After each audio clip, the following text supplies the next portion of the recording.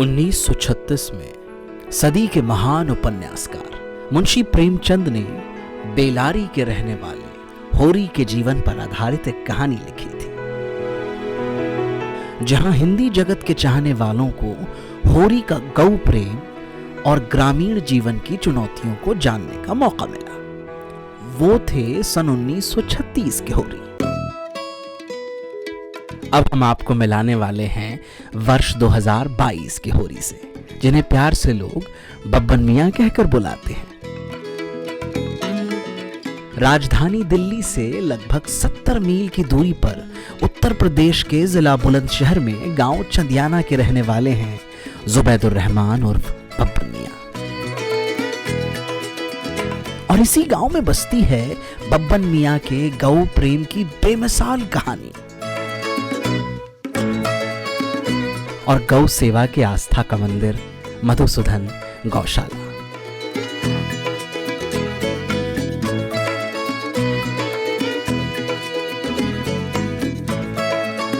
मधुसूदन गौशाला में जो आपसी प्रेम प्यार और एकता का जो संदेश मिला है, उसके लिए मैं सभी का बहुत बहुत धन्यवाद करता हूँ, खासकर बब्बन जी का, जिनके अथक प्रयास से ये सफल हो पाया है। इस तरह के एकता के संदेश पूरे देश में जाने चाहिए, पूरे देश को मिलने चाहिए, ताकि हिंदू मुस्लिम एकता, यहाँ तक कि सभी धर्मों की एकता बरकरार रहे, हम सब मिलजुल कर आगे बढ़ें। हमारे एक बहुत खास मित्र हैं बब्बन खान जी। बब्बन जी का सबसे अच्छी बात यह है कि चंदियाना बुलंदशहर में उन्होंने गौशाला खोली है, जो कि समाज में बहुत बड़ा मैसेज है कि एक बब्बन जी ने जो एक चलाया है ये चलन, उससे अभी हमें जो पता चला उससे बहुत खुशी हुई। ये जो बब्बन साहब ने एक बहुत ही नेक और अच्छा कदम उठाया है, इससे जो अक्सर फासले पैदा होते हैं, उन फासलों में कमी आएगी, एक दूसरे पर भरोसा कायम रहेगा और राष्ट्रीय सद्भावना की एक जिंदा जीती जागती तस्वीर होगी। मैं बब्बन साहब को तहे दिल से मुबारकबाद पेश करता हूं। ऐसा है भैया हप्पू सिंह कि बुलंदशहर के चंदियाना गांव में ना बब्बन भाई रहे हैं, उन्होंने गौशाला खोली है भैया, बहुत बढ़िया गौशाला है भैया। हाँ, और फ्री में दूध बांटे गरीबों। हाँ।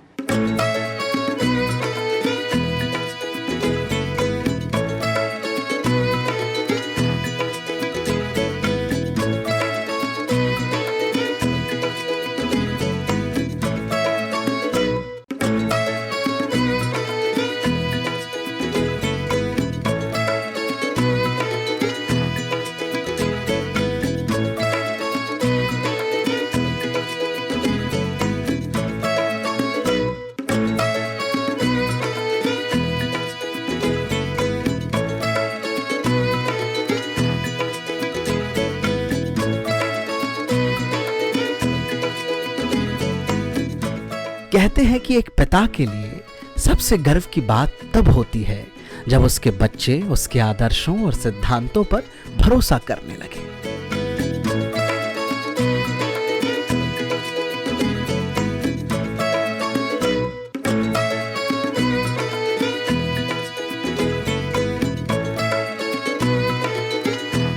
आज बब्बन मियां अपने दोनों बेटों के लिए आदर्श पिता हैं। बब्बन भाई बड़े नेक और ज़िंदा दिल इंसान हैं और हमारे बाराबस्ती की बड़ी अज़ीमुश्शान हस्ती हैं। जैसे कि मैं आपको बता दूं, एक चंदियाना छोटा सा गांव है जहां वो मधुसूदन चलाते हैं और तकरीबन उनके मधुसूदन में तकरीबन 90 से 95 गायें हैं, जो कि हमारे क्षेत्र में और हमारे डिस्ट्रिक्ट बुलंदशहर में एक बहुत बड़ा जो है एक वो मैसेज है, सब लोगों के अंदर एक प्यार की और एक गंगा जमुना जो तहज़ीब है उसका एक बहुत बड़ा मैसेज जाता है। और वैसे भी उनके पास मैं आपको बता दूं बहुत सारी पोस्टें हैं, बहुत सारी डिग्रियां हैं, जैसे कि डॉक्टर की उनको उपाधि मिली हुई है, भारतीय कुश्ती संघ के उपाध्यक्ष हैं और रेलवे में भी वो मेंबर हैं। उसके अलावा दिल्ली हो और बाराबस्ती हो, जिस तरह के भी लोग उनके पास काम को लेके आते हैं, हर वक्त वो उनके लिए अवेलेबल रहते हैं।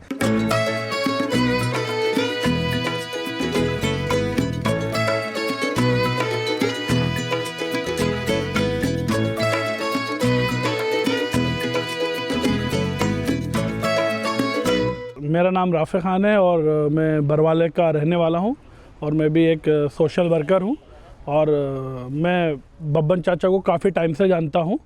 वो चंदियाना गांव में एक मधुसूदन नाम की गौशाला चलाते हैं, जो कि गौशाला आसपास के ज़िलों में बहुत फेमस गौशाला है। कि अगर हम कभी अदर किसी से मधुसूदन गौशाला की बात करते हैं तो सामने वाले व्यक्ति ने हमेशा यही जताया कि वो उस गौशाला को ऑलरेडी पहले से जानता है। बब्बन चाचा एक अखलाकन बहुत अच्छे इंसान हैं, बहुत ज़्यादा सपोर्टिव हैं और आसपास के क्षेत्र के लिए और अपने क्षेत्र के लिए काफ़ी सोशल वर्क के काम कर रहे हैं। और मैंने ये देखा है उन्हें कि काफ़ी ऐसे लोग हैं जो बेरोज़गार हैं, उनसे कभी हेल्प के लिए आते हैं तो वो उनकी हेल्प करते हैं। बहुत बार ऐसा होता है कि जो हेल्प करनी होती है वो हेल्प हो भी जाती है और बहुत बार ऐसा होता है हेल्प नहीं हो पाती, पर उसके लिए वो ट्राई भी करते हैं। और काफ़ी पद है उन पर, जिसमें उनके पास डॉक्टरेट की उपाधि है और रेलवे में मेंबर भी हैं वो, और कुश्ती संघ के उपाध्यक्ष भी हैं। और एक यहाँ पर गंगा जमुना तहज़ीब को जो प्रदर्शित करती है, एक मुसलमान होने के नाते वो एक गौशाला जो चला रहे हैं, वो एक आज के टाइम के लिए एक बहुत बड़ा मैसेज है।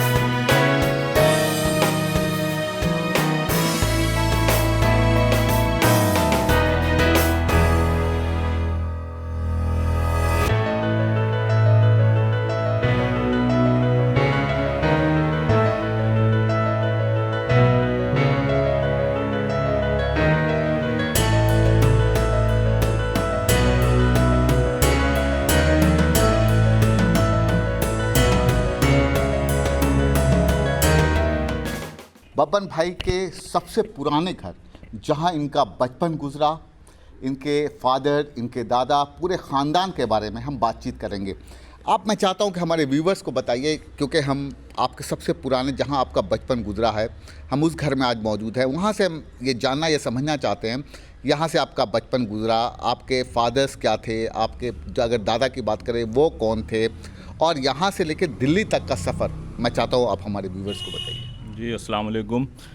देखिए, मेरे दादा एक किसान थे और गाँवों में ज़्यादातर यही होता है कि लोग किसानी ही करते हैं। अल्लाह का शुक्र है हम लोगों के यहाँ पहले से ही ज़मीन थी, तो हमारे दादा जो थे वो किसान थे, और अल्लाह का शुक्र है फिर उनके 4 बेटे हुए, यानी मेरे मतलब एक फ़ादर और 3 चचा हमारे।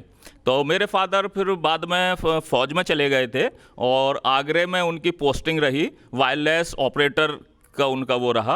उसके बाद वो फिर वापस आ गए यहीं 47 में, पार्टीशन में कुछ इस तरह का वो हुआ तो वो वापस आ गए। फिर उसके बाद वो दिल्ली चले गए। दिल्ली में ITO पे दफ्तर जमीयतुल उलमा है, वहाँ रहे, और मैं तो बहुत छोटा था जब उनका इंतकाल हो गया। तो मेरा जो पैदाइश है वो इसी घर की है और हम लोग सीधे सीधे किसान के उससे जुड़े हुए थे।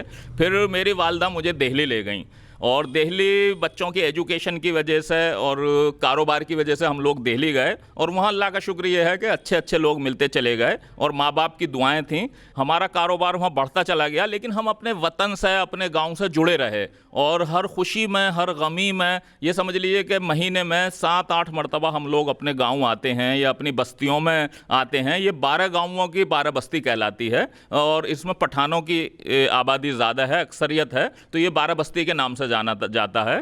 यहाँ के आरिफ मोहम्मद खां गवर्नर हैं, वो भी इसी मतलब 12 बस्ती के हैं। इरफानुल्लाह खां प्रेसिडेंट रहे अलीगढ़ के, वो भी इसी 12 बस्ती के हैं, और भी बहुत सारे मौजूद लोग यहाँ 12 बस्ती के हैं। तो उसके बाद फिर मैं कारोबार करने लगा, तो अल्लाह का शुक्र है कि माँ बाप की दुआएं, उसमें मुझे काफ़ी कामयाबी मिली। मेरी मेहनत थी, नेक नियति थी, लोगों का प्यार था, जिससे मुझे कारोबार बढ़ता चला गया। फिर मैंने फिर यहाँ चंदियाने में आने के, क्योंकि मेरी वालदा गाय पालती थी, तो फिर मैंने चंदियाने में आने के बाद फिर एक गौशाला बनाई, जो अल्लाह का शुक्र है ज़िले में ही नहीं, काफ़ी दूर दूर तक उसका नाम है। बॉलीवुड में भी उसकी चर्चाएं हैं, दिल्ली में भी हैं, एडमिनिस्ट्रेशन के लोग भी जानते हैं।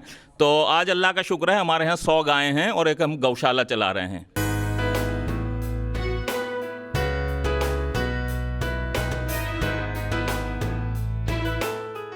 जुबैदुर रहमान साहब ने सिर्फ उत्तर प्रदेश में ही नहीं बल्कि राजधानी दिल्ली में समाज सेवा और शिक्षा जैसे मुद्दों पर बेहद काम किया है।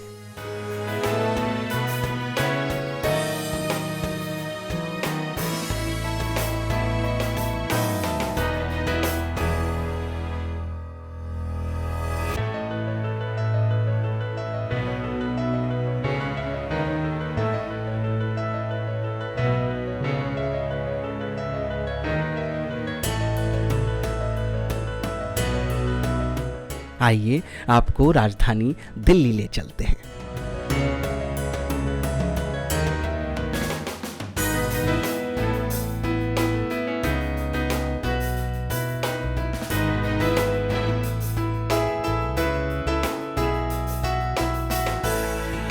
आज ओखला की बड़ी शख्सियत जुबैदुर रहमान और बब्बन भाई के नाम से फेमस है।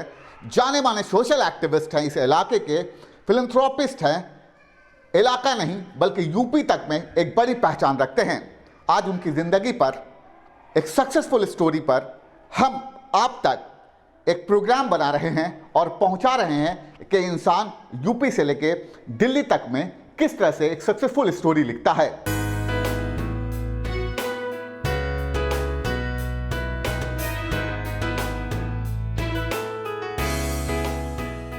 मैं जुबैदुर रहमान उर्फ बब्बन मियाँ जी मैं बाराबस्ती चनियाने का रहने वाला हूँ। हम लोग बहुत कम उम्र में, करीब 25 साल का था, क्योंकि मेरे फादर यहीं रहते थे, दिल्ली दफ्तर जमीयतुल उलमा है उसमें रहते थे। तो मैं बहुत कम उम्र का था, 25 साल का था जब मैं दिल्ली आ गया था। और यहाँ आने के बाद हम लोगों ने छोटा मोटा एक कारोबार शुरू किया कंस्ट्रक्शन से रिलेटेड, और अल्लाह का शुक्र है कि उसमें हमें अच्छे लोग मिलते चले गए और हमें उसमें बहुत कामयाबी मिली।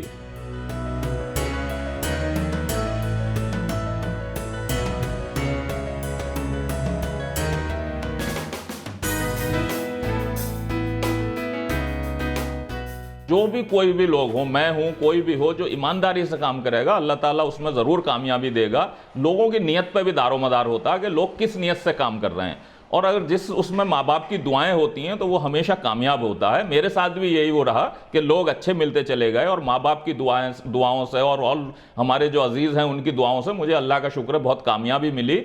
और 30 साल के सफ़र में मुझे अल्लाह का शुक्र है कोई परेशानी नहीं हुई आज तक। ये सब मैं माँ बाप की और ऊपर वाले की दुआओं का ही नतीजा मानता हूँ, और लोगों से अपील करता हूँ कि लोग ईमानदारी से काम करें और मेहनत से काम करें तो ऊपर वाला उसमें ज़रूर बरकत भी देता है, और ईमानदारी से जो भी कोई काम करेगा वो हमेशा कामयाब होगा। मेरा यही मानना है और यही लोगों से मैं अपील भी करता हूँ।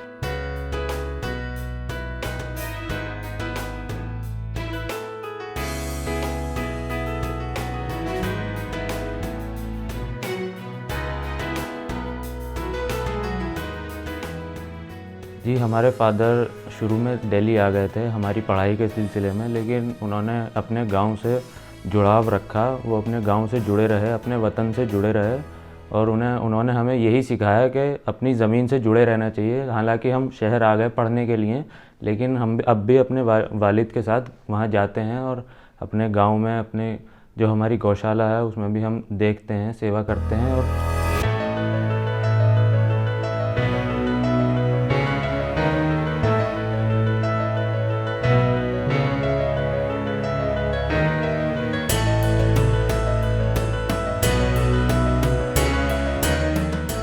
देखिए, पापा हमारे शुरू से लोगों के साथ रहे और सब लोगों को मिलजुल कर लेके चले, सब लोगों की हेल्प करी, और जो उन्हें लगा कि हाँ जिस आदमी को जिस चीज़ की ज़रूरत है उसके साथ जुड़े, उसकी बहुत जितने भी अपने हो सकी अपने हिसाब से उसकी हेल्प करी, उसे मोटिवेट करा और सब लोगों को साथ लेके चले। हमें, हमारी फैमिली को, हमारे गांव को, चंदियाने को, बुलंदशहर में, और फिर जब दिल्ली आन के ओखले में काम करा, जब भी ये चाहा कि मैं जितना हो सके लोगों की हेल्प करूं और लोगों के काम आऊं।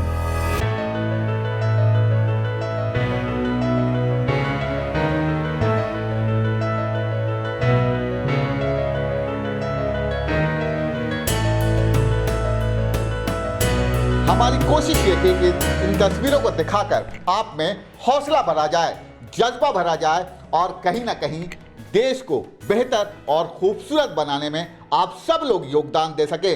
बब्बन भाई लगातार देश को खूबसूरत बना रहे हैं, बेहतर बना रहे हैं और खासकर पूरा ओखला गर्व करेगा। Thank you for watching plasma news.